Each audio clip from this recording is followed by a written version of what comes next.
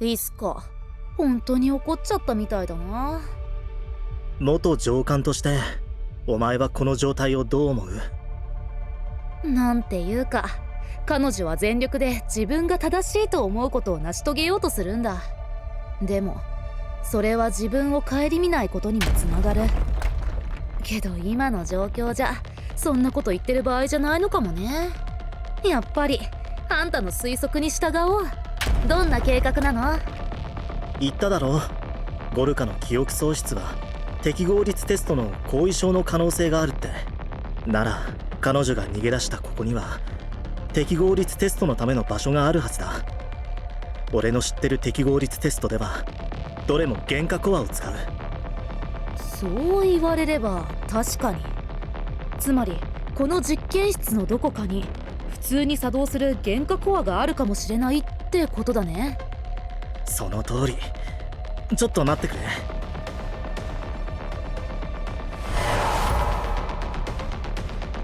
見つけた。下のフロアのどこかに大量のニムビウス反応が存在する。ついてるぞ。あいつら人間の痕跡を消すので精一杯だったようだな。原価コアはさっき見た実験機器と同様移送されていない。これであんたの最初の推測が成り立つね。だとしても解決すべき問題は山積みだ。付属の巨大化施設はあるのか、どうやって原価コアを運ぶのか。ああ、それについては心配いらないと思うんだ。きっと付属施設がある。私が保証する。なぜそこまで断定できる？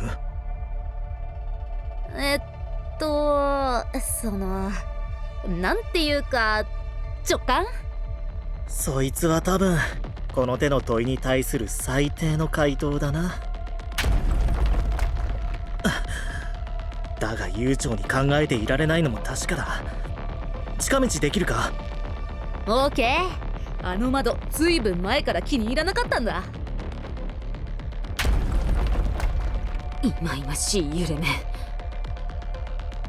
畜生どものそこら中を踏みつけて暴走する感覚には慣れたと思っていたのに、奴らの足元でさらにリアルに体験できるとはな。自分の墓でも掘ったらどうなんだ。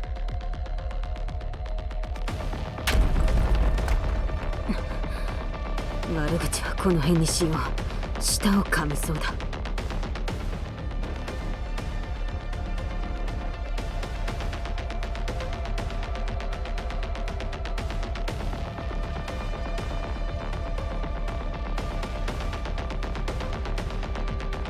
警備室の位置はさっきの場所から見て北東。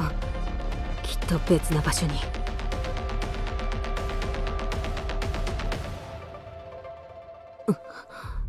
無菌室と医務室の中間に不自然な空白がある。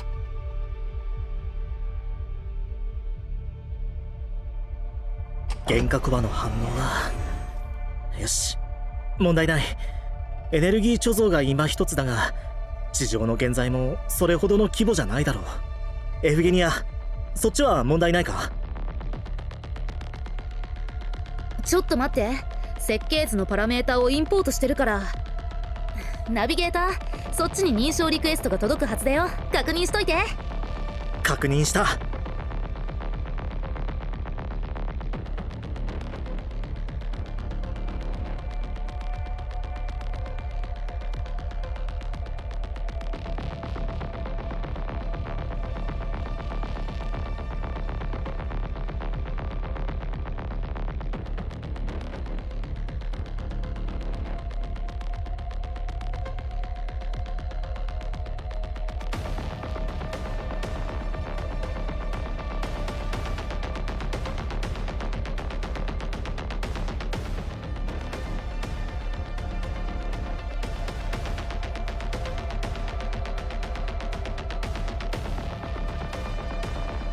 ナビゲーター、私はあっちの原価コクピットに入る準備をするね。後の作業は任せるよ。大丈夫だ。アイギスでよく使う設備と細かい部分は違うが流れは同じだ。俺だけで何とかできる。じゃ任せたよ。頭を使う技術的な作業がやっと終わった。あとはいつもみたいに現在をぶっ飛ばすだけだね。エフゲニア、お前はたった数分で巨大化準備のほとんどを手作業で処理した。それどころかシステムを操作して原価コアを搬送する方法や施設の配置までよく知っている。似たような実験施設を見たことがあるんだな。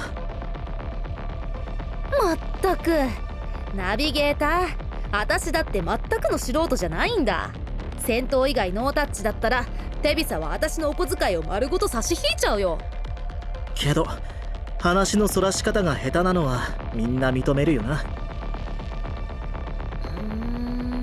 ごめんナビゲーター、この話は企業秘密に触れる可能性がある。勝手に話したら私は路頭に迷うかもしれないんだ。それにほら、今はこんな状況でしょ。この危機を乗り越えてから話すってのはどう？できるだけプライベートな会話になるようにするよ。ありがとね。じゃ私は行くよ。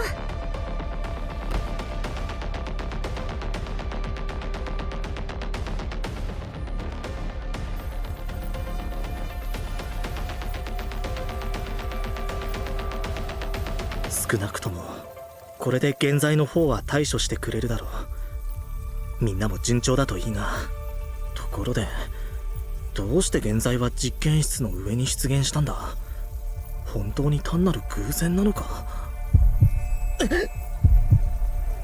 テスト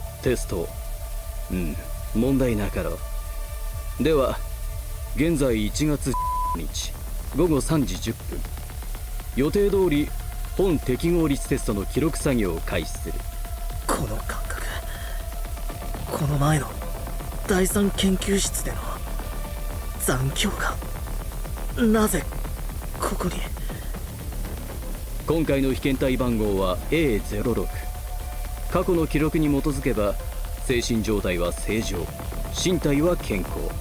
したがって本テストではより現実環境に近いパラメータの使用を考慮する。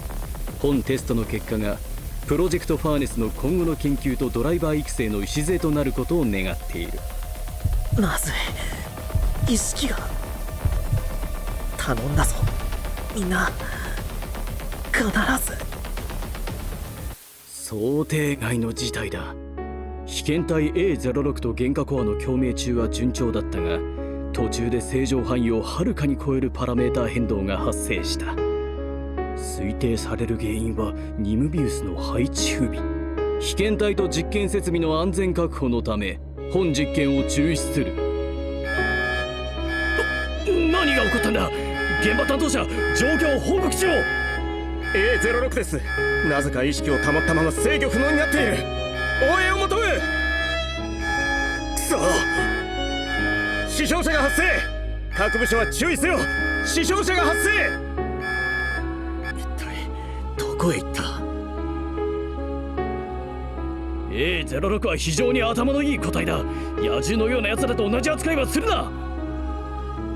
コントロールルームからの返事はまさか本当に全ての監視システムをかいくぐれるのか？おそらくそうです。カメラには痕跡が捕捉されていません。向こうだって挑発するはずがない。可能性がある場所全てを部下に見張らせるんだ。了解。何を待っている？今すぐやれ。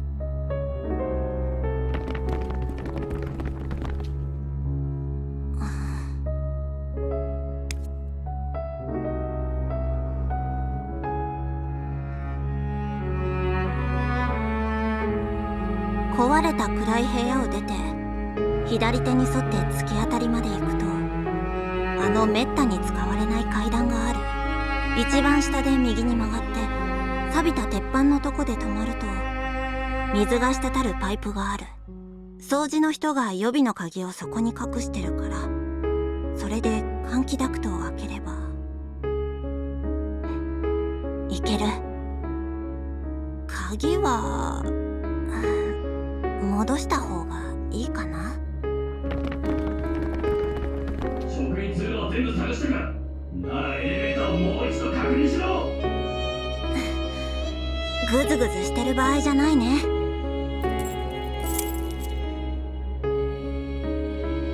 行かなきゃ。そうはさせない。止まりなさい A06。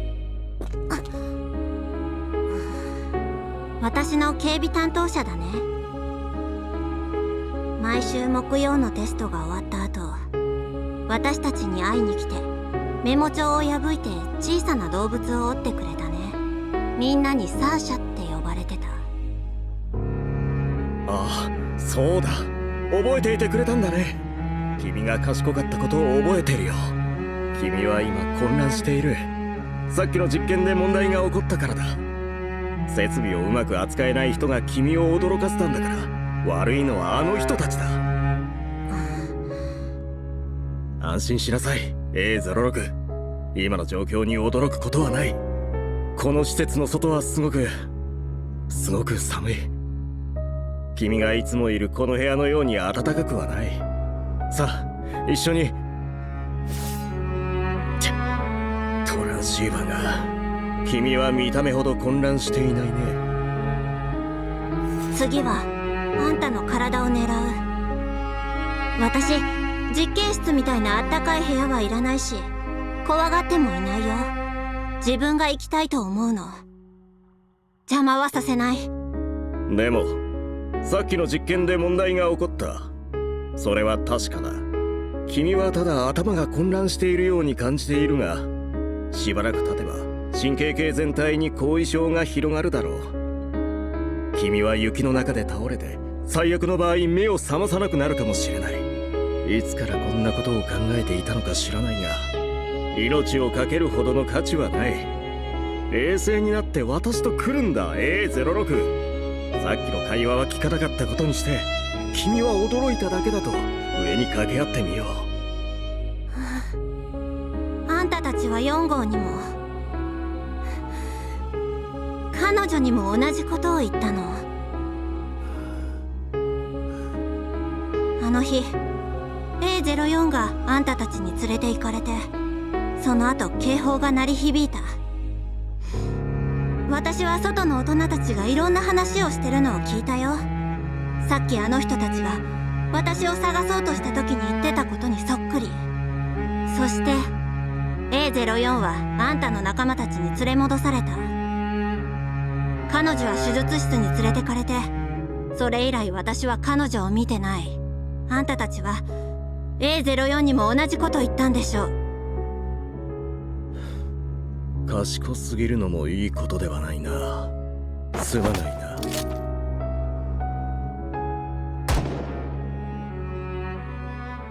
そっか。手足が全て鋼鉄に変えられても、全身のうち元の素材がどのくらい残ってるかはわからない。体を貫かれたらやっぱり死ぬんだね。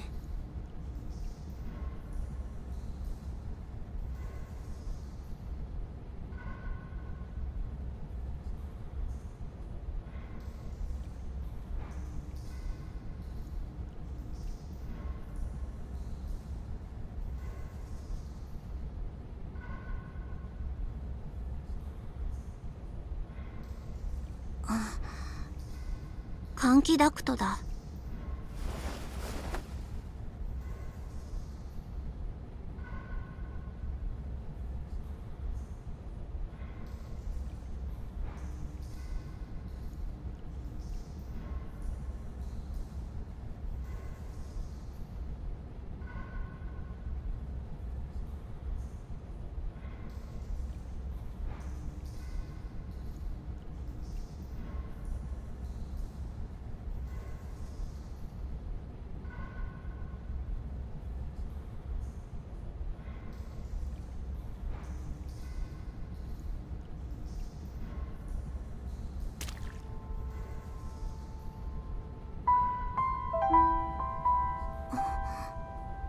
私泣いてるの？こんな体でも泣けるんだ。でもどして泣いてるんだろう。誰か教えてくれないかな。私はここで一体何をしたの？どうして思い出せないの？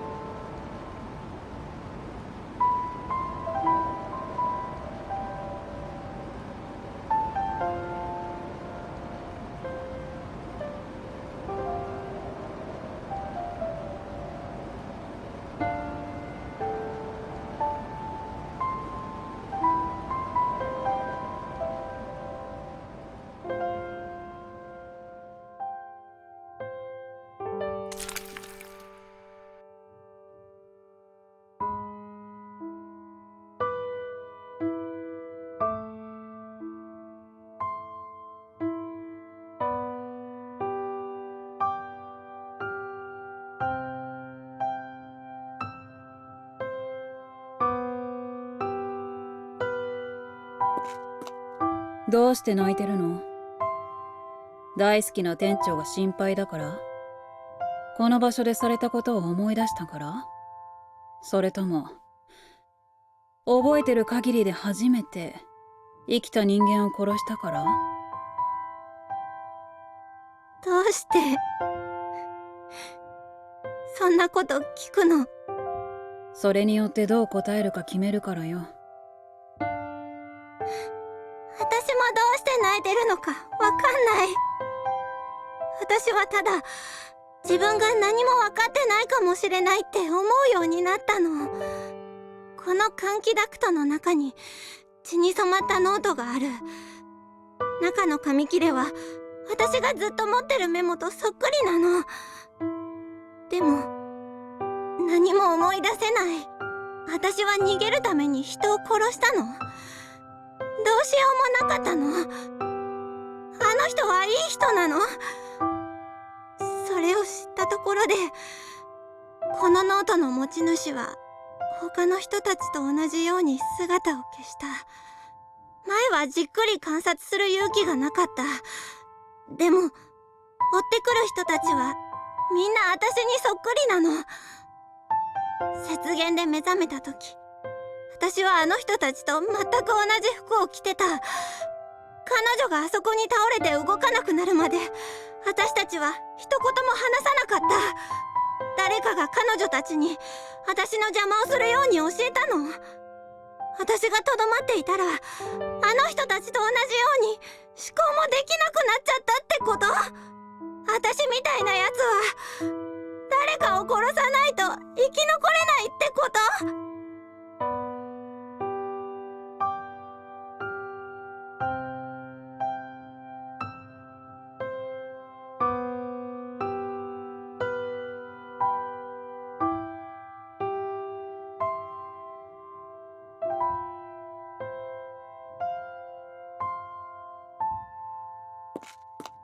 おちびさん、スズメを見たことがある？どこにでもいる小さなやつよ。可愛らしい茶色の小鳥とも言えるかな。私が8歳くらいの時、素手で掴んで死なせちゃったことがあるの。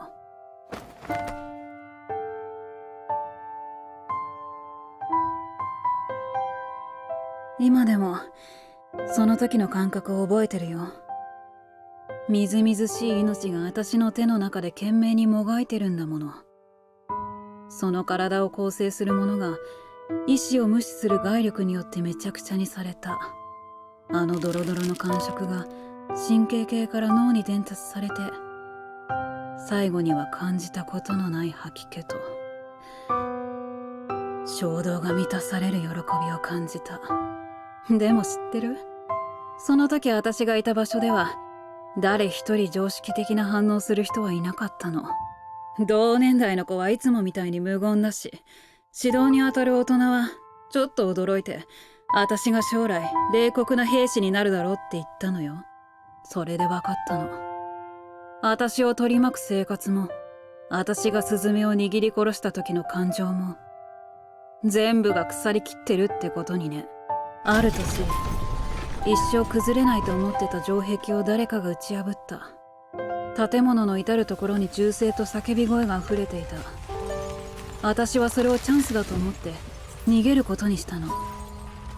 そしたらずっと隣の部屋で暮らしてた仲間に出くわして彼女を殺した。実を言うと他のことは覚えてるのに、自分がどうやって彼女を殺したのかは覚えてないの。突然精神に穴が開いたみたいになって、それから彼女は悲惨な姿で瓦礫と砲弾の破片の間に倒れてるのよ。我に帰った時には私に握りつぶされていたスズメみたいだった。もし誰かがすぐに私の右側の扉を蹴り開けなかったら、私は心に潜む狂気を解き放って這いつくばって流れる血を舐めていたかもしれない。ドアを蹴り開けた人は私の武器を地上に捨てさせると仲間に連絡した。ほどなくして私はトラックの上にいた。縮こまったまま大人たちに反抗しようとしない他の雑用係と一緒に座ってたの。彼女と暮らすようになって3ヶ月目、私はようやく手づかみで食べないことに慣れてきた。7年が経ち、私は彼女と一緒にここへ来てドライバーになった。じゃあこの7年、その感情はもう湧いてこない？そんなことあると思う？ずっと私の中にあるよ。平穏な日々が続くといつも熱心に私を苛むの。私がするべきことはせいぜい8歳の時の思いを胸に刻んでおくことね。そのことを思い出すよりも前に嫌だって気持ちを思い出すの。誰でも生まれつきの面倒ごとには向き合わなくちゃいけないのよ。私にとっての面倒ごとは今でも思い出す過去なの。あなたにとっては気になるのに思い出せないすべてってとこね。自分にとらわれるのは悪いことじゃない。過去に飲み込まれないように注意する必要はあるけどね。自分が何者かを決められるのは自分だけなんだから。さあ、時間がないよ。ついてきて。ここは歴史のゴミに埋もれるべき場所。あなたは飲み込まれないで。この階段も壊れてる。さっきの揺れのせいね。エグサが外の原材を倒すスピードが追いつかないんだ。このフロアの扉も全部封鎖されてる。おちびさん、腕の中の袖で壁によじ登って移動できるよね。先に行って私を引き上げるロープがないか探してみてくれる？でもその途中でまた崩れたら。私はそう簡単には死なないってば。今のうちに別の道を探してくるよ。2分後にまた階段ホールに戻るから。ダメ、この部屋本当に崩れそう。ああ、もうくそ。戻ろう。このフロアの別の場所に他の通路があるはずよ。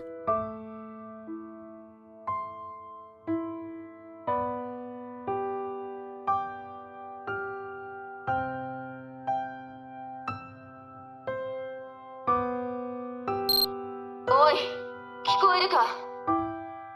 いや、どうせ私にも返事は聞こえない。とにかく続けよう。これって店長の声？ああ、コントロールルームを制圧して追っ手を片付けるって言ってたけど、やり遂げたみたいね。やるじゃない。後で彼女に謝らなきゃね。実験室の通行制限を解除した。君たちは背後のドア沿いに上りの道を見つけられる。補強されているから崩落の危険は少ないはずだ。2階に着いたら迂回してそのフロアの巨大化施設に行くんだ。床に行き先を示す矢印がある。ナビゲーターが倒れているようだから拾うのを忘れずに。それくらいだな。途中のドアは全て開放済みだ。時間がない。ここまでにしよう。聞いたでしょ、チビさん。行こう。私がさっき言ったように、あなたを心配してくれる人を裏切らないで。さっきの声は震えていなかっただろうな。高校を卒業した時のスピーチはひどいものだった。ボロが出ていなければいいんだが。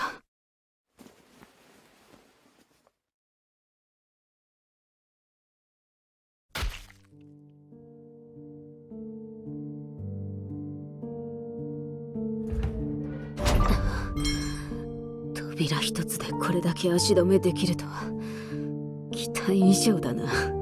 さっきドアに挟まれたのが君には効いてるんじゃないか。片足が動かないんだろう。答えなくていい。私は気にしないからな。君のようなやつに引っかき回されるのは2度目だから、ちょっと興味があってな。現在と大差ない。頭が空っぽのクソったれに見えるが、こんな時君は怒るのか。これが現時点での全データですか？はい。どうやらご不満のようですね。ですが保証します。 A06 の件はあくまでも想定外に過ぎません。彼女のような極端な例外を除けば、どの実験対象も安定した効率的な兵士です。投資家の皆様におかれましては、このまま我々の研究をご支援いただければ、必ずやカティア箱舟をリードする。ああ、そんなに緊張しないでください。ただ少し、ほんのちょっとだけ私の予想と違ったものですから。他の投資家もこのプロジェクトに期待しているはずですよ。それより A06 が制御不能になったことこそ、あなた方が考えるべき問題ではありませんか？この報告書にある思考安定装置をもう一度起動することはできますか？それは被験体に想定外の損害を与える可能性があります。損害については我々のリスク評価担当者が計算済みです。考えてみてもらえますか？主任たちと検討してみます。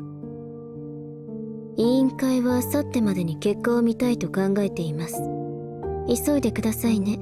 それから来週のこの時期に当プロジェクトに関するセミナーを開催してほしいのです。職員たちは必ず出席するようにしてくださいね。ナビゲーターのお兄さん、寝てるみたいだけど。ナビゲーターと協力する場合の注意事項で見たことがある。彼は時々特殊な状況でこうなることがあるって。詳しいことは置いといて、とにかく彼から期待以上の情報がもらえるかもしれないよ。もっとこの避難通路の突き当たりみたいね。レベルだ、頭を下げて。どうしたの？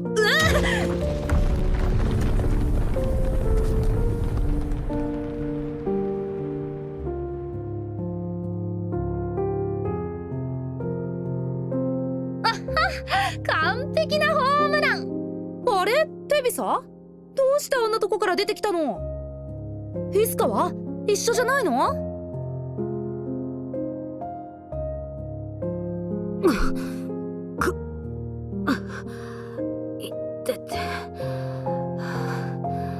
これでもう起き上がれないだろう。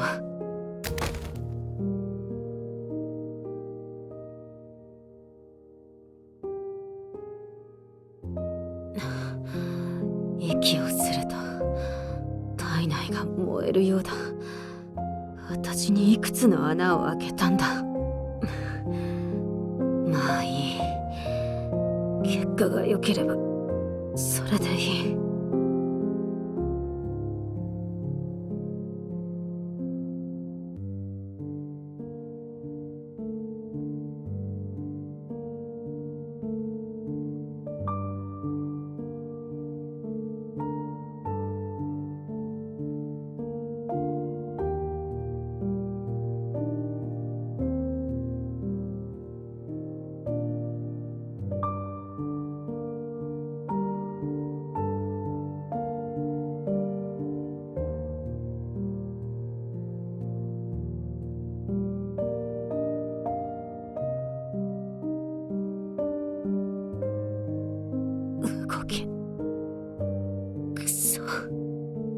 目を開けるん